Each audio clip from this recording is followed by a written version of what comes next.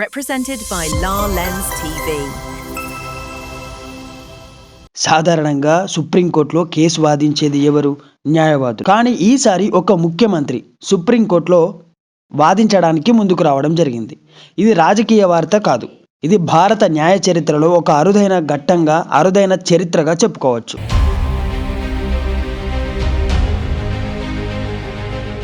పశ్చిమ బెంగాల్ ముఖ్యమంత్రి మమతా బెనర్జీ గారు దేశ చరిత్రలోనే తొలిసారిగా ఒక సిట్టింగ్ ముఖ్యమంత్రిగా తానే స్వయంగా కోర్టులో వాదించేందుకు సిద్ధం కావడం జరిగింది. పశ్చిమ బెంగాల్లోని ఎన్నికల కమిషన్ చేపట్టినటువంటి స్పెషల్ ఇంటెన్సివ్ రివిజన్ SIR అనే ఓటర్ల జాబితా సవరణ ప్రక్రియను సవాలు చేస్తూ ఆమె పిటిషన్ దాఖలు చేయడం జరిగింది.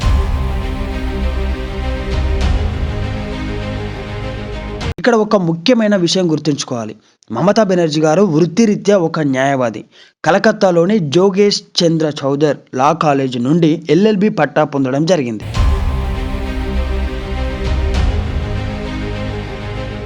గతంలో న్యాయవాదిగా ప్రాక్టీస్ చేసిన ఆమె సుమారుగా 20 సంవత్సరాల విరామం తర్వాత మళ్ళీ నల్లకోటు ధరించి న్యాయస్థానంలో నిలబడనున్నారు.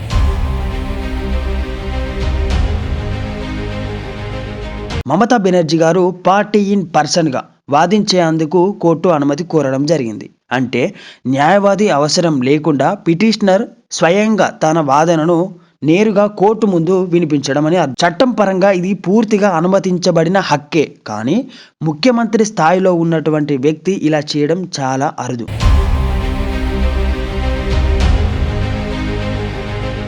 ఇక్కడ కోర్ ఇష్యూ ఏంటంటే ఈ కేసులో ఒక ఓటర్ల హక్కు అంటే SIR సర్ అనే ప్రక్రియ పేరుతో లక్షలాది మంది ఓటర్ల పేర్లను తొలగించబడ్డాయని, ఇది రాజ్యాంగ విరుద్ధమని మమతా బెనర్జీ వాదిస్తున్నారు.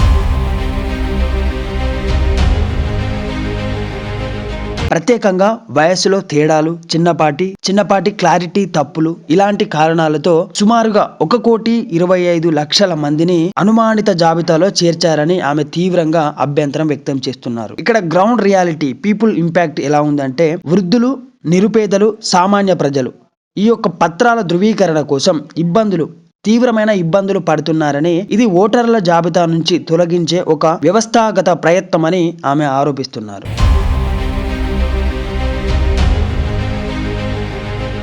ఇక్కడ కాన్స్టిట్యూషనల్ యాంగిల్లో చూసినట్లయితే ఓటు హక్కు అనేది ఫండమెంటల్ రైట్ కాదు, కానీ రాజ్యాంగ పరిరక్షిత హక్కు. సుప్రీంకోర్టు గతంలోనే స్పష్టంగా తెలియజేయడం జరిగింది. ఎన్నికల ప్రక్రియలో ఏ చర్యనైనా ప్రజాస్వామ్యానికి భంగం కలిగించకూడదు అని తెలియజేసింది.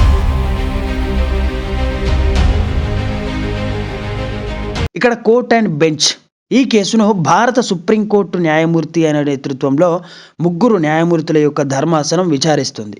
న్యాయ క్షేత్రస్థాయిలో ప్రజలు, రాజకీయ విశ్లేషకుల అభిప్రాయం ప్రకారం ఎదుర్కొంటున్నటువంటి నిజమైన సమస్యను నేరుగా కోర్టు దృష్టికి తీసుకురావడానికే మమతా బెనర్జీ గారు ఈ నిర్ణయం తీసుకున్నారు.